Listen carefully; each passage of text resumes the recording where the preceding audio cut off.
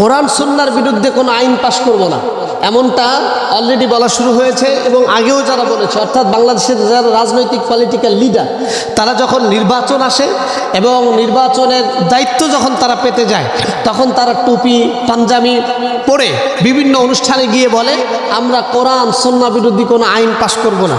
অর্থাৎ পরিকল্পিতভাবে তারা একটা ধোঁকা আমাদেরকে দেওয়ার চেষ্টা করে।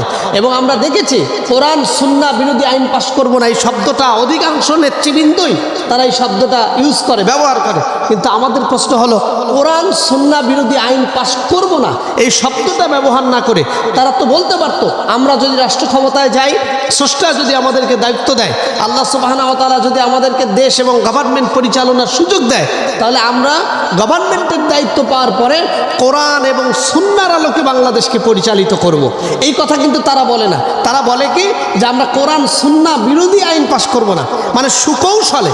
শয়তান ডিরেক্টলি তো শয়তানি করতে পারে না, এজন্য সুকৌশলে একটু বুদ্ধি খাটাইয়া এরপরে তারা সে কাজটা করতেছে।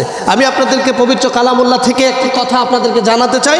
আল্লাহ তাআলা বলেছেন, ইনিল হুকমু ইল্লা লিল্লাহ, সৃষ্টি যার, আইন চলবে তার। অর্থাৎ আল্লাহ তাআলা হুকুম ছাড়া, রবের হুকুম ছাড়া, রবের বিধান ছাড়া, রবের আইন ছাড়া অন্য কোনো কিছু আইন পৃথিবীতে চলতে পারে না। আর মুসলমান হিসাবে যারা পলিটিক্যাল লিডার, তারা যদি সুকৌশলে বলে যে আমরা কোরআন সুন্নাহ বিরোধী আইন পাশ করব না, তাহলে আমরা সে কথাকে আর নিতে পারছি না।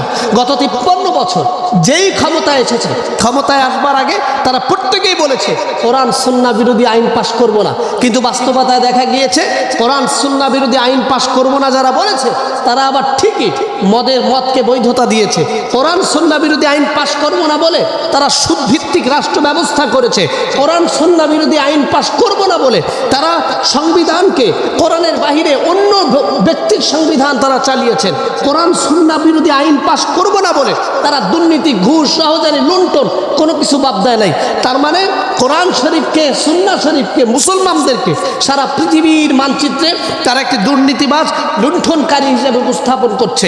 আমি আপনাদেরকে বলতে চাই, যারা কোরআনের প্রকৃত স্বাদ নিতে চান, আপনারা বলেন কোরআন পড়ি, স্বাদ পাই না।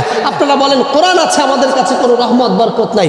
কোরআনের প্রকৃত স্বাদ যদি আপনারা পেতে চান, তাহলে কোরআনকে সংবিধানে দিতে হবে। স্পষ্ট বার্তা। যারা আগামী নির্বাচনে, অর্থাৎ নির্বাচন যখন আসবে, যারা বলবে কোরআন সুন্নাহ বিরোধী আইন পাশ করব না, আপনি মনে রাখবেন তারা ধোঁকাবাজ, তারা পল্টিবাজ, তারা জাতীয় পর্যায়ের প্রতারক।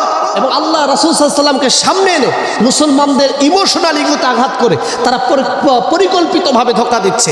বরং আপনারা যারা এই বাংলাদেশকে পরিচালনা করতে চান, কোরআনের স্বাদ, ইসলামের স্বাদ, রাসূল সাল্লাল্লাহু আলাইহি ওয়াসাল্লামের আদর্শের স্বাদ নিতে চান, আমি তাদেরকে বলবো আপনারা তাদেরকেই ভোট দিবেন।